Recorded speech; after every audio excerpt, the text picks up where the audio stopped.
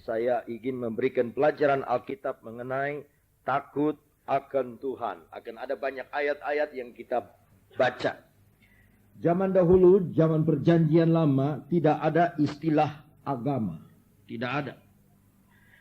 Ya, tidak ada istilah agama. Jadi istilah zaman dahulu untuk agama adalah takut akan Tuhan. Tidak ngobrol lagi.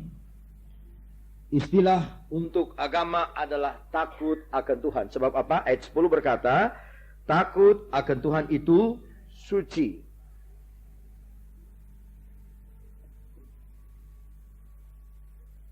Sekarang ini di dalam kebaktian-kebaktian di gereja, di dalam seminar-seminar, di dalam persekutuan-persekutuan doa, ditekankan puji-pujian dan penyembahan. Tetapi kurang ditekankan takut akan Tuhan. Hari Minggu yang lalu, hari Minggu pagi, datang seorang pemimpin persekutuan doa dari Jakarta ke Cianjur. Dan dia merasa satu beban. Beban apa saya bilang? Itu di persekutuan doa itu, dia adakan persekutuan doa, yang datang ya datang, puasa ikut puasa, ya, doa ikut doa, nonggeng ikut nonggeng. Tapi dosa tetap aja dipegang. Ya, yang tidak bertobat tetap tidak bertobat. Ya. Yang ngerokok bukannya belajar sedikit-sedikit buang rokok, tetap malahan tambah bungkusannya. Jadi dia seperti stres.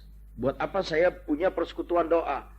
Kalau orang-orang Kristen demikian katanya. Puasa ikut puasa, nyanyi ikut nyanyi, nari ikut nari, penyembahan ikut penyembahan, angkat tangan.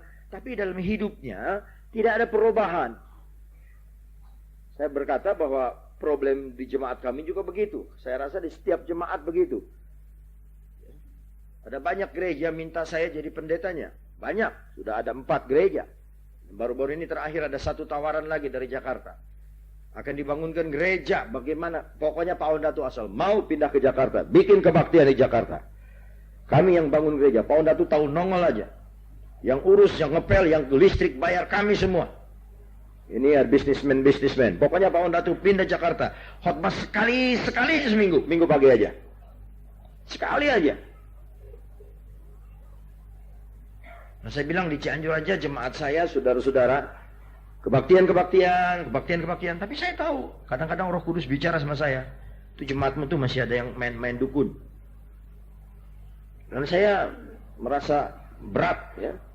Kalau orang Kristen masih main dukun, dia udah nggak takut lagi sama Tuhan.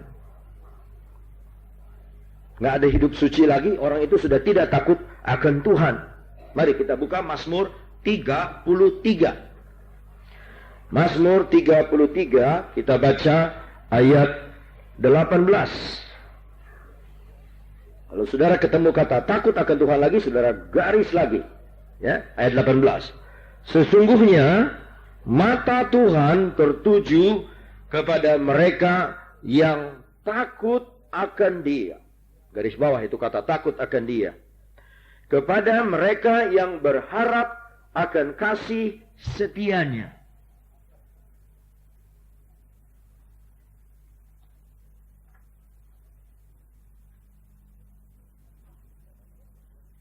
Takut akan Tuhan mengundang mata Tuhan tertuju kepada kita.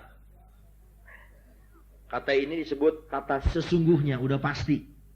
Ya. Kalau saudara takut akan Tuhan, mata Tuhan pertama kali tertuju kepada saudara. Perlu apa? Itu nomor 2. Perlu apa? Nomor 2. Yang pertama, kalau kita takut akan Tuhan, mata Tuhan akan tertuju kepada kita. Baru ayat berikutnya berkata, kepada mereka yang berharap akan kasih setianya.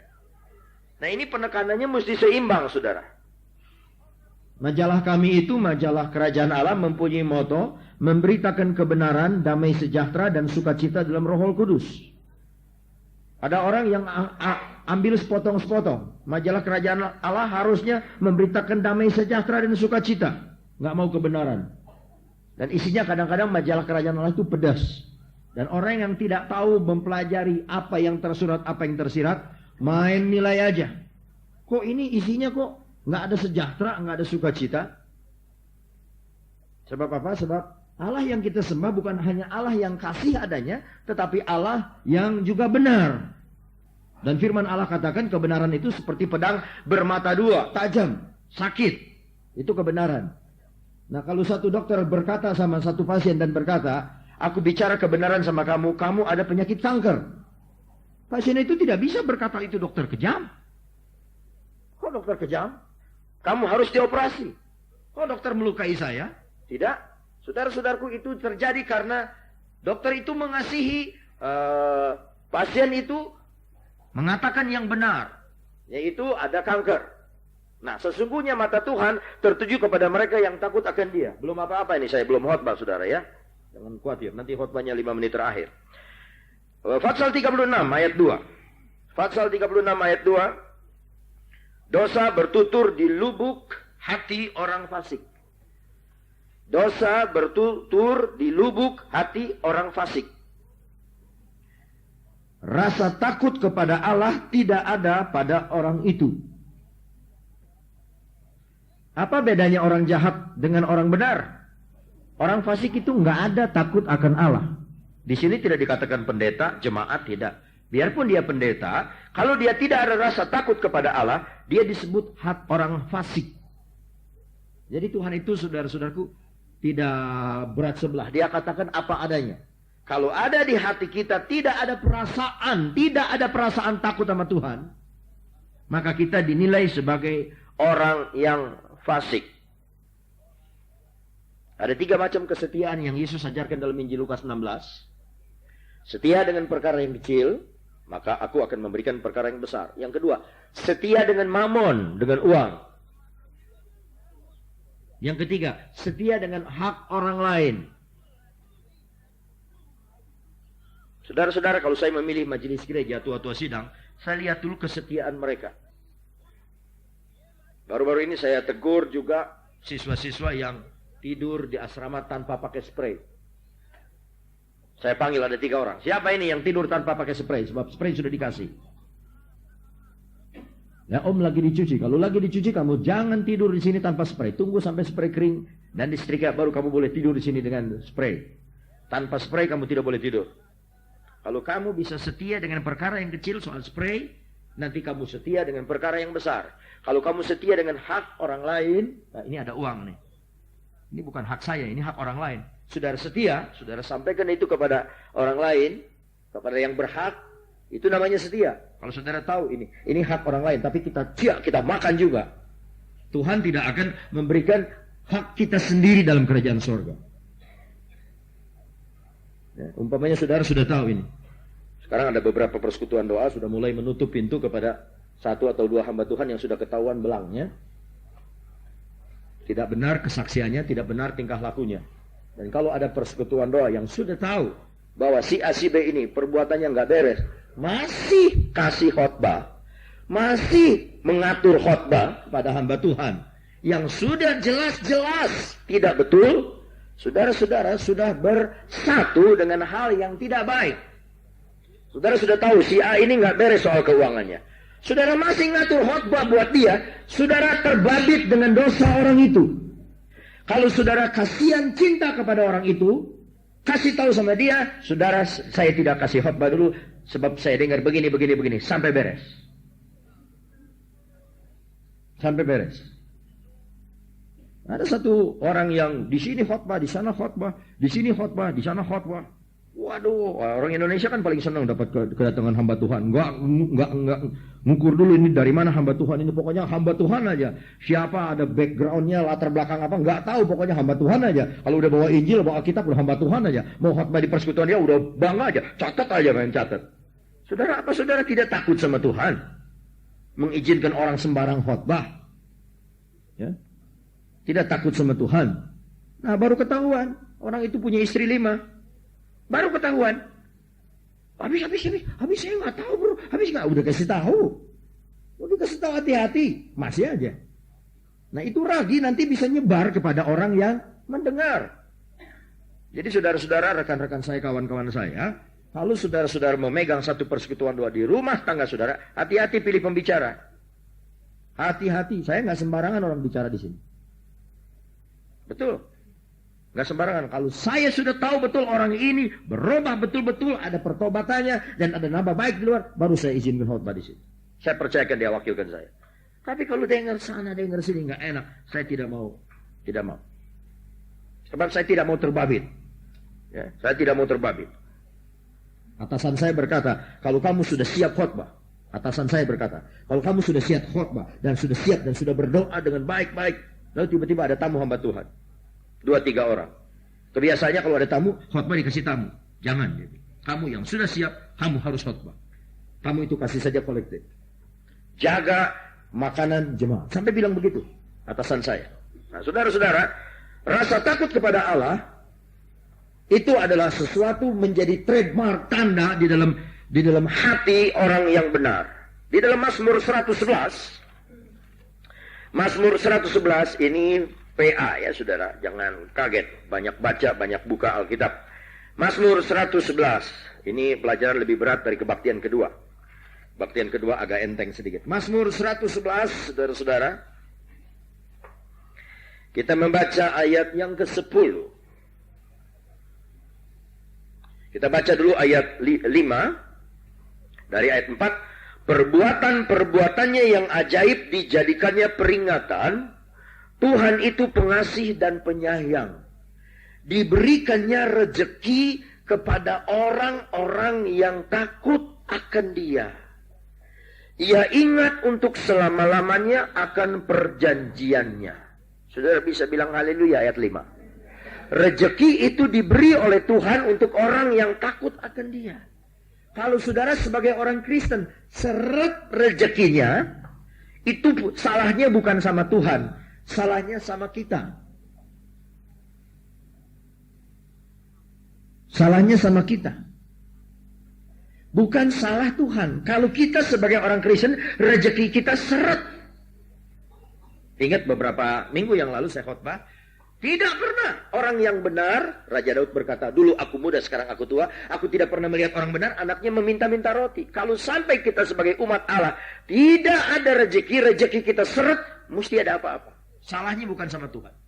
Mesti ada apa-apa dari pihak kita. Tetapi kalau kita takut akan Tuhan, ayat yang kelima tadi, Ia ingat untuk selama-lamanya akan perjanjiannya. Ia ingat sama saudara. Jadi saudara, untungnya banyak takut akan Tuhan. Nah, kalau ada ayat di dalam perjanjian baru, ada yang ayat berbunyi Roma 6 ayat 23, upah dosa itu maut. Siapa yang berdosa upahnya maut. Bisa bilang haleluya. Orang berdosa ada upahnya. Masa orang benar enggak ada upahnya? Masa orang yang takut akan Tuhan tidak ada upahnya? Pasti ada upahnya. Ya. Di dalam ayat 10, permulaan hikmat adalah takut akan Tuhan. Semua orang yang melakukan takut akan Tuhan ini, berakal budi yang baik. Puji-pujian kepadanya, kepada Tuhan, tetap untuk selama-lamanya. Permulaan hikmat adalah takut akan Tuhan. Saudara udah 4 pikiran. Udah suka cepat pikiran, gak tahu harus berbuat apa. Coba mulai takut akan Tuhan. Mulai hormati, jauhi perkara yang tidak berkenan kepada Dia. Saya yakin, saya percaya, mulai akan ada hikmat yang timbul dalam hidup saudara. Dan saudara-saudara akan mempunyai akal budi yang baik.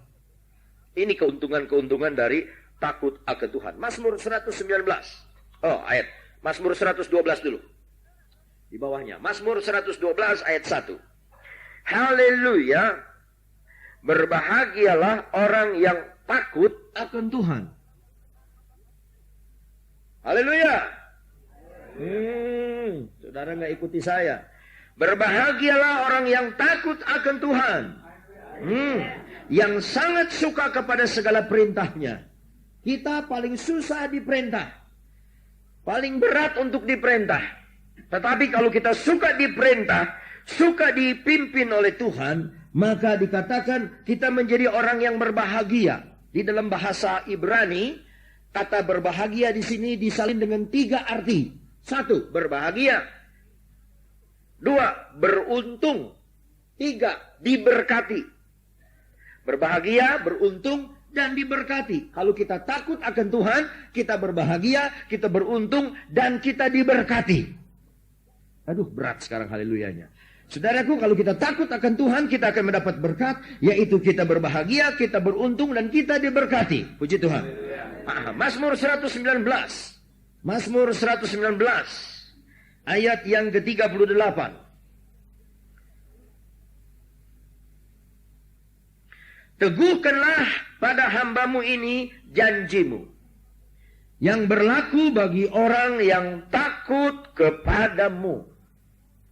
Ternyata janji itu berlaku bagi orang yang takut kepadamu. Kepada Tuhan. Tuhan memberi berkat baru kepada saya, satu mobil. Jadi berubah. Mobil saya bukan Cressida lagi, B33DG. Itu sudah ditukar dengan Toyota Corona. Jadi kalau saudara lihat B33DG parkir di nightclub atau di Stimbat atau di tempat-tempat yang itu, hati-hati, itu bukan awan datu lagi. Saya takut sekali sudah. Sebab dulu ada orang ngomong waktu saya punya B767 itu, wah, Pak awan datu kemarin saya lihat ada di sana, jadi Jalan Batu Tulis. Padahal saya udah jual ke situ. Kenapa? Mobilnya ada di situ B767. Padahal udah orang lain punya. Nah, dikasih satu verlupe, satu surat sementara, STNK sementara. Ada masa berlakunya. Berlaku sampai tanggal 29 Oktober. Habis itu nggak berlaku lagi. Saudara-saudara juga punya verlupe, yaitu takut akan Allah. Selama saudara takut akan Allah, berkat Allah, janji Allah dalam firman Allah berlaku untuk saudara. Amin. Tapi kalau kita tidak takut kepada Tuhan, hak apa kita berani-berani minta kepada Dia? Kau takut sama Dia aja enggak? Kalau mau minta berani hidup berkelimpahan, berani-berani minta untuk hidup diberkati Tuhan. Tapi kita tidak takut kepada Tuhan. Hati-hati. Di dalam Mazmur 128, Mazmur 128 ayat 1.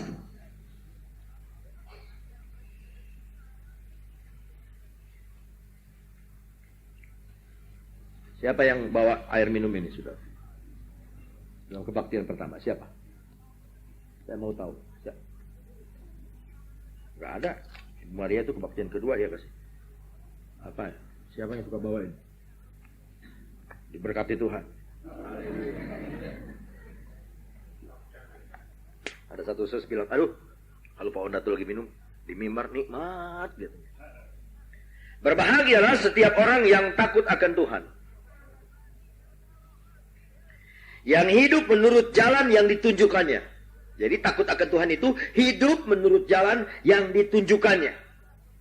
Walaupun saudara merasa berat ini jalan, tetapi saudara harus ikut. Berbahagialah setiap orang yang takut akan Tuhan. Ada 2 kali kita sudah baca orang yang takut akan Tuhan itu berbahagia. Ya. Mari kita masuk dalam Amsal Soleman pasal 8. Setelah Mazmur itu Amsal. Amsal 8. Amsal 8 ayat yang ke-13. Takut akan Tuhan ialah membenci kejahatan. Aku benci kepada kesombongan, kecongkakan, tingkah laku yang jahat, dan mulut penuh tipu muslihat. Takut akan Tuhan ialah membenci kejahatan. Korupsi, menyelundup, tidak ada ayatnya. Tapi kita tahu itu kejahatan, jangan perbuat. Saya tanya sama saudara, kalau menulis surat kaleng itu jahat atau baik? Saudara yang jawab, bukan saya.